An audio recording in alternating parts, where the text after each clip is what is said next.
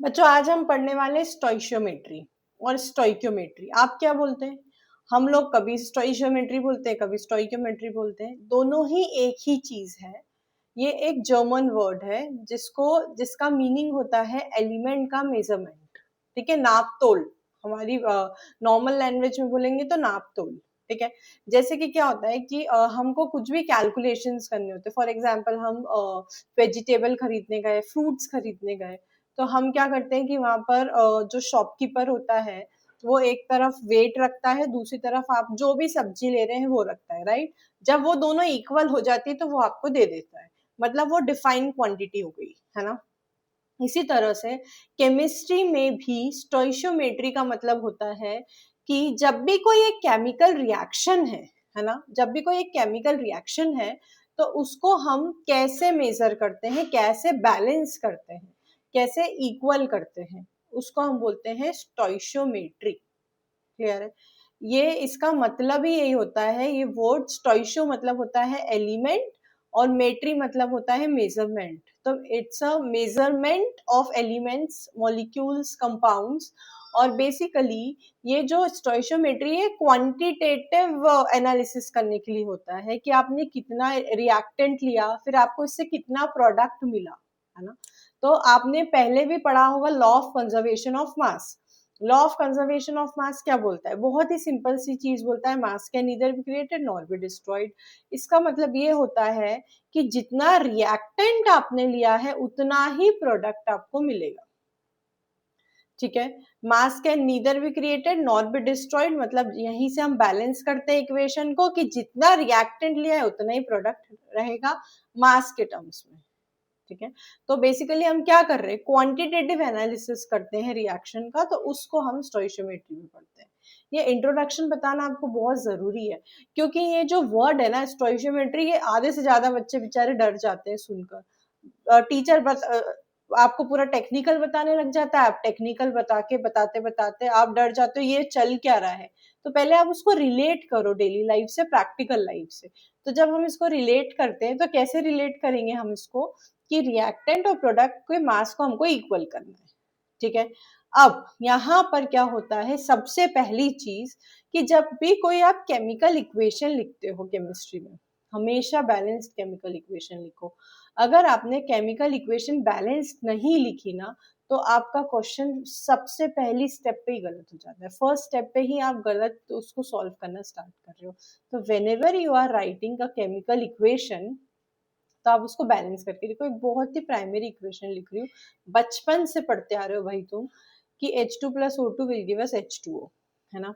अब आपको इसको बैलेंस करना तो आता ही होगा भाई, 11th क्लास में आ गए हो, है ना। तो H2 plus O2 will give us H2O। Oxygen के भी दो चाहिए तो यहाँ 2 लगा दूंगी, तो फिर यहाँ पे भी 2 लगाऊंगी। तो ये हो गया आपका बैलेंस्ड केमिकल इक्वेशन।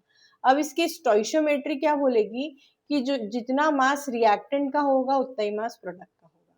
अब इसमें कैसे कैलकुलेशन आते हैं बच्चों, यहाँ पर हमको मोल्स का रेशियो भी लेना पड़ता है, मास का रेशियो भी पूछ सकते हैं, वॉल्यूम का रेशियो भी पूछ सकते हैं। तो आपको इन तीनों के लिए प्रिपेयर होना है। कैसे, ये मैं आपको सिखाती हूँ। चलो, ये बेसिक सी इक्वेशन देख के आपको क्या समझ में आ रहा है? ये बेसिक सी इक्वेशन देख के आपको ये समझ में आ रहा है कि two molecules of H2 reacts with one molecule of O2 to form two molecules of H2। यही बोलेंगे ना एकदम सिंपल सी लैंग्वेज में कि भैया दो मॉलिक्यूल H2 के रिएक्ट किया एक मॉलिक्यूल O2 से, तो बना आपका टू मॉलिक्यूल्स ऑफ H2O। तो इसका जो ये है आगे स्टोइशियोमेट्रिक कोएफिशिएंट बोला जाता है इसको। इसका रेशियो क्या हो गया, इसका रेशियो हो गया 2:1:2, बोल सकते हैं ना। तो यही रेशियो आपको लेना है। अब मैं बात करती हूँ मोल की। तो कितने मोल H2 रिएक्ट किए, तो आप इसी रेशियो से लोगे, राइट। तो मैं बोलूंगी 2 moles of H2 reacts with 1 mole of O2 to form 2 moles of H2।